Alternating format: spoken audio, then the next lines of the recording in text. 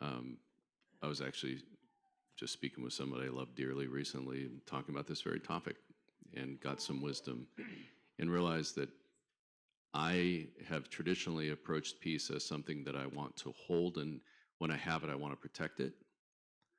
And my behavior in protecting it can be bad. I can do things I shouldn't be doing because I'm thinking of it as something that I'm like, I'll put it behind me, you can't get to it. And was encouraged in thinking more of it as something that covers me. Mm. So when those bad things come, I'm not protecting peace. Peace is protecting me. Yeah, that's a good way. And that was like, it was like, okay, I'm going to give that one a little bit of thought, a little prayer, and I thought that was awesome. That is a really good insight. That was really big for me. Well, and I think I'm going to speak for myself. I think I used to confuse comfort with peace. Anybody ever done that? So I was like, oh, I'm comfortable, so I'm peaceful. I don't think those two are the same. In fact, I think the Christian walk, you have to be uncomfortable, right? Because about when you think you've learned something, he cranks it up a little bit, doesn't he? And takes you up another notch. Kind of like that coach that says, great, you did 10 push-ups. Now let's do 20 next time, right? And you don't want to do them. But you know at the end of that, you're going to be in better shape. And I think that's the same thing he's trying to do to us. So there's a lot more here, but this is kind of what I wanted to, I want to get into our study, but I wanted to share this with you guys that as ambassadors of Christ, we should approach this as dead to self, and we are representing him in all ways. So we need to check all that other stuff at the door, and we need to see it the way he sees it. And then we can reach these people. Now, it's not up to us to convert them, right? But it's ours to plant the seed and then to model it out. And I think, with all the controversy going in the country, let's demonstrate that right here. We can love each other and have completely different opinions. We're still brothers and sisters. And we should be willing to die for each other. Yes, Dan? Yeah, it doesn't say brethren with gray hair, brethren with red hair, or brethren with different views. It doesn't. Immoral practices are. Christ is love. So it goes for everybody. Yes. And being an ambassador is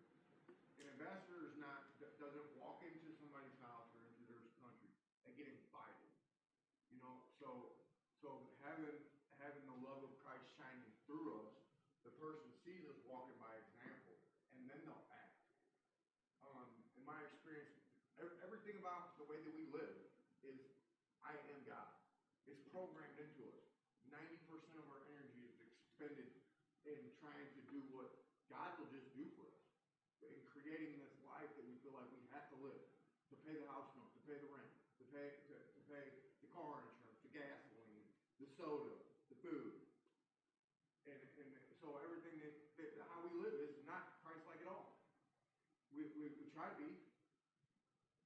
And now I'm going down the rabbit hole. Oh, no, it's a good point, because how many people do you know that chase fame, money, all these things, and they're empty?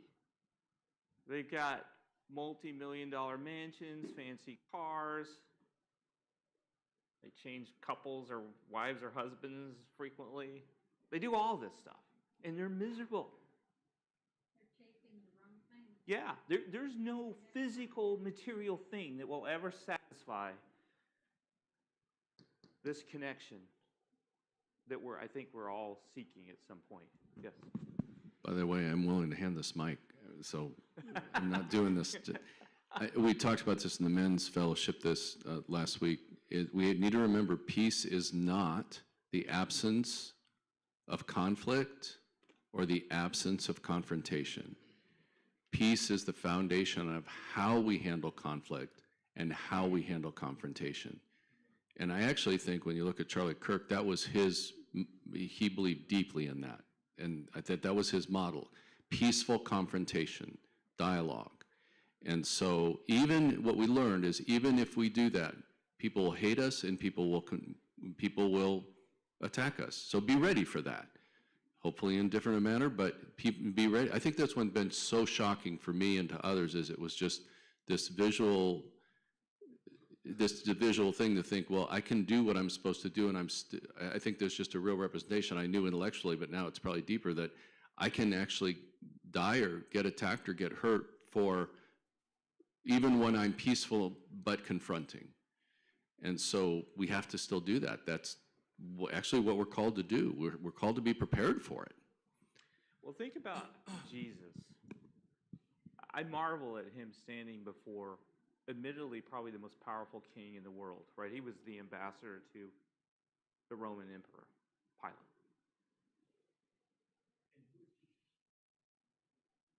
He's the king of everything. He had to go through something which he knew.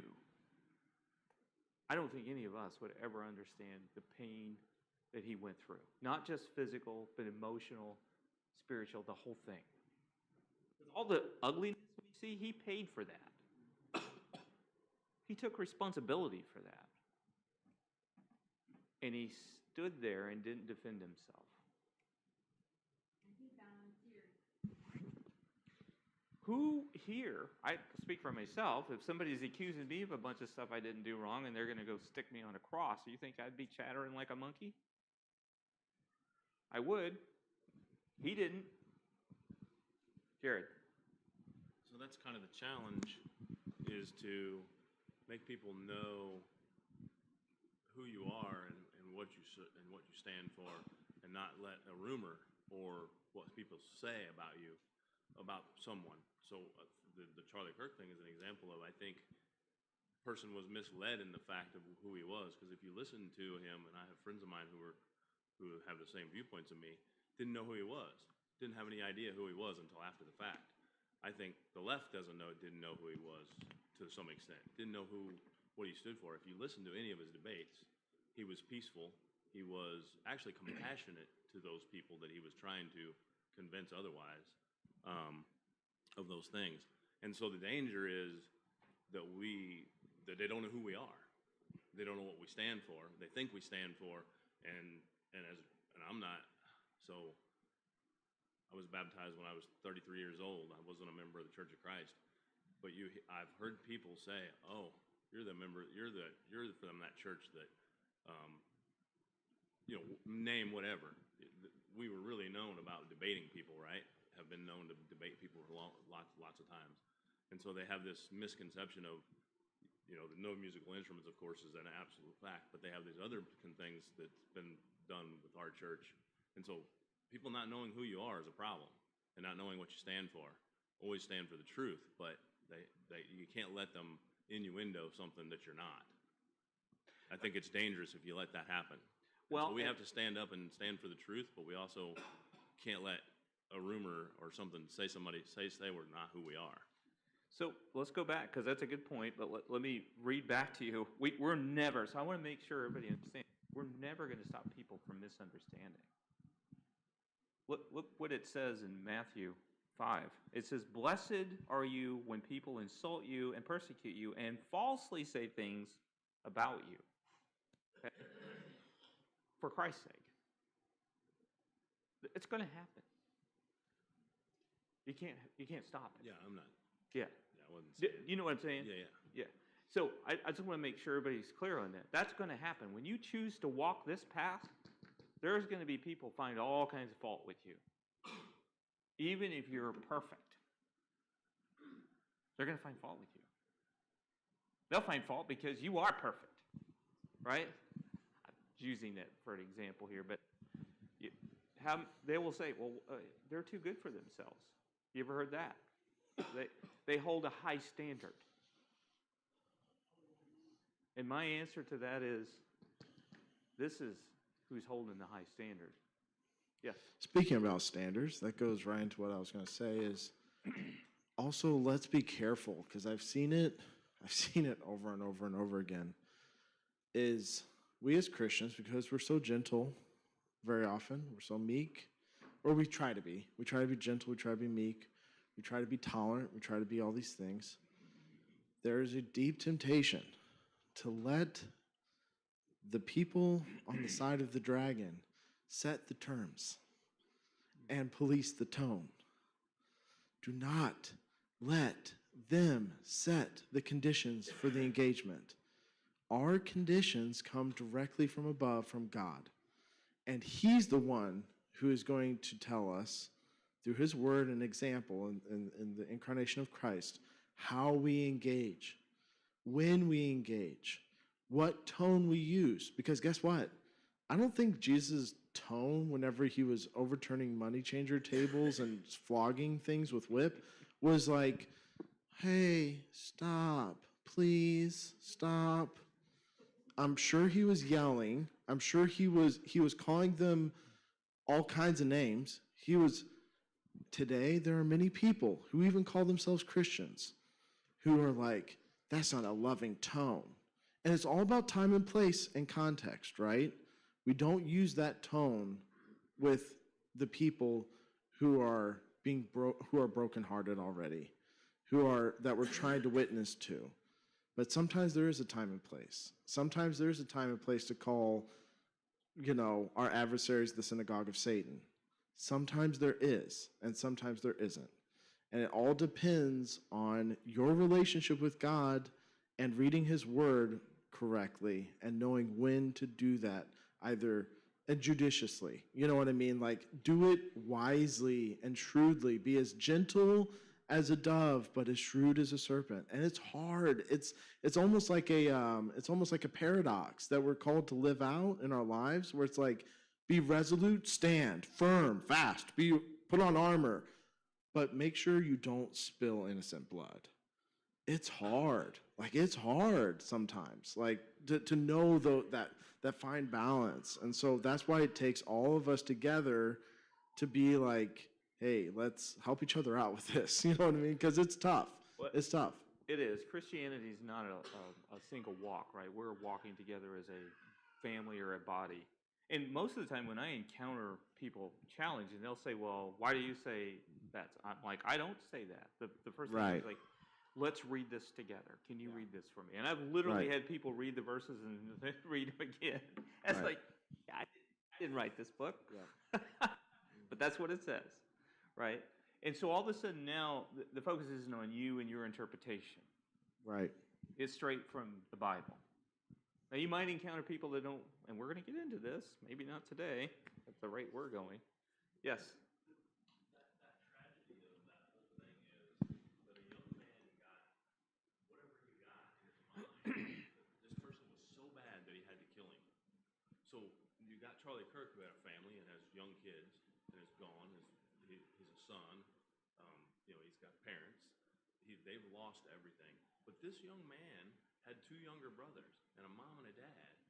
And he got up on himself somehow to get so much hatred in himself that he decided to sit up on a roof and shoot a person who absolutely didn't deserve to. Not that anybody does, but it's just such a tragedy all around. And that's what silence and not having a discussion and not talking, I think, gets you to some extent.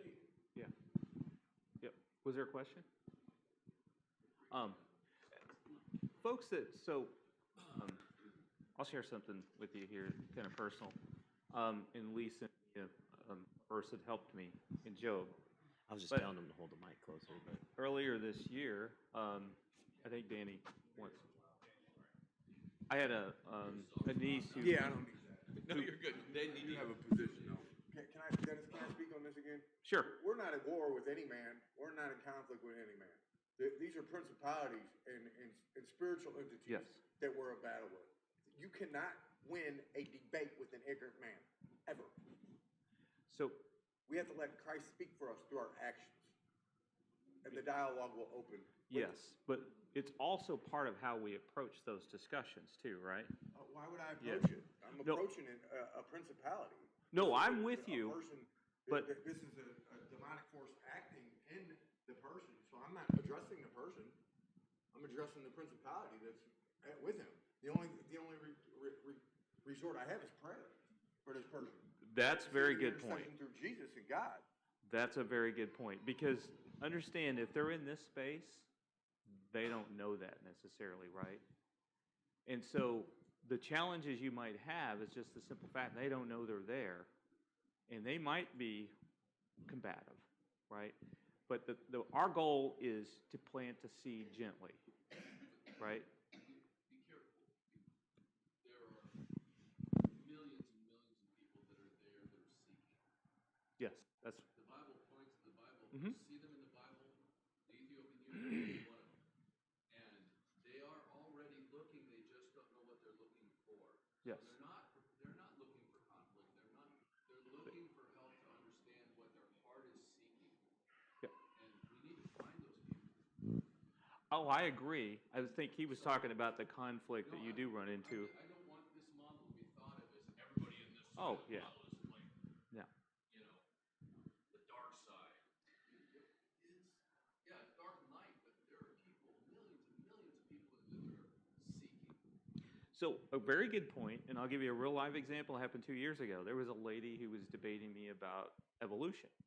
And so I was walking her through just the absurdity of it when you just use pure math, okay? Statistically, it's impossible. It breaks it down. All the scientists there know that, and I won't get into that tonight, but if you're interested, I can talk to you about that. What was interesting is I didn't convert her, but her mom was listening. Guess who converted? And so I think that's what you're saying, Kevin, is we don't always know who we're talking to. And so the target that we're trying to witness to might not even be the one that hears us. Yeah, we just don't know.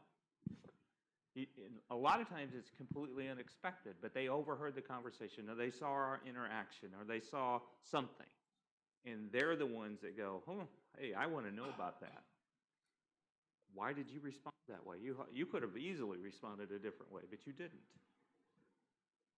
Tell me how you did that. And that opens the door. Does that make sense? Any comments, questions?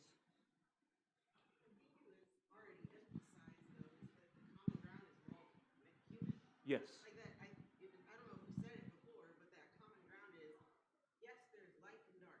It's very clear there are two separate sides, but we aren't the ones that make it. It's God that has made it, and God has made us, and it's that common ground. So when you approach anyone, you have to see the image of God in them. You have to see the humanity in them, because I think you were the one that said it. Well, but no, you're right about that. I mean, if we, as people, if we could just get in our mind that God created us in His image, it eliminates all the discussions we have. The questions of, do I kill my older parent because they're useless? This is a real thing going on in countries, by the way. What's the answer if they're made in God's image? No. Well, I had an uncle that was mentally retarded. That's what they call that. I don't know what they call it today, but okay.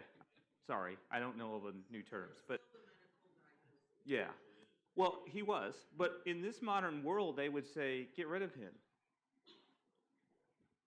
He was such a wonderful man to be around. He couldn't talk, but everybody loved him. He was the greeter at our church, okay? And so, would you call that a useless life? Heck no. This is the beauty of God. When you get that we're all created in His image, every human life is precious. Even the one that's got green hair and red face. Okay? I keep pointing up here, but you get the idea. It's probably going to happen for real. What's that? Yeah, I didn't spell well. All right, we're getting out of time. I did want to, all right, so here's what I'm going to ask. You guys all got books? Okay. The first chapter, we're going to hit it next time. Here are 3 movies I highly recommend. The bottom one, my wife will tell you, I've watched this 50 times. Not joking. It's called The Forbidden Book. I actually tried contacting the man, and he passed away. I contacted his son because they wrote a book on this as well. And it actually, I was trying to get all of his background because he was a historian, a biblical historian. And it goes through how we got the Bible. It was really good. I think on YouTube it's out there, so if you guys want to look that up. So if you can watch that, that'd be great. If you can't, that's fine. But study up on it. Be ready for your questions. I don't know if we'll get through that entire lesson next time because there's a lot into how we got the Bible, some of the background of this, and so I want to make sure we're comfortable with that because I have run into people who's like, well, men wrote that book. I'm like, yep, they did. But God was guiding their hand. All right, any questions? All right, I don't have a, yeah. I love Jesus. Oh, I need a pen too.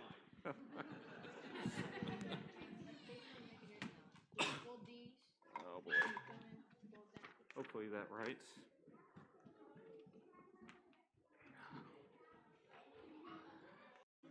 All right. All right, we have any prayer requests? Yes. Yeah. How is she doing? Well, she was tested yesterday for hemochromatosis, which is too much iron in your blood. Oh, I've heard of that. And I need a they pen. were, I can't remember now that she told me it was a genetic test, which we don't know anybody, neither of our family that has it. Or they were just testing to see if we had it. I don't know. I haven't heard yet. So you don't know if it's okay. All right, we'll pray for that. But she is in a kind of mentally a bad place, and she needs prayer. Okay, we'll do. Yes. I have two. One of our neighbors, he just had a stroke a few weeks ago, and he's not doing well. He just left the hospital, and he's in the nursing home now. Okay. Another one of our neighbors, his name is Russell. Okay. Another one of our neighbors, Carol, I just found out today that she got diagnosed with liver cancer, and they gave her 3 to 6 months, and she's already left 3 of those months. Oh no. So what's her name again? Her name is Carol. Carol? That's terrible. Yes. They've had a whole bunch of deaths, haven't they? Yeah.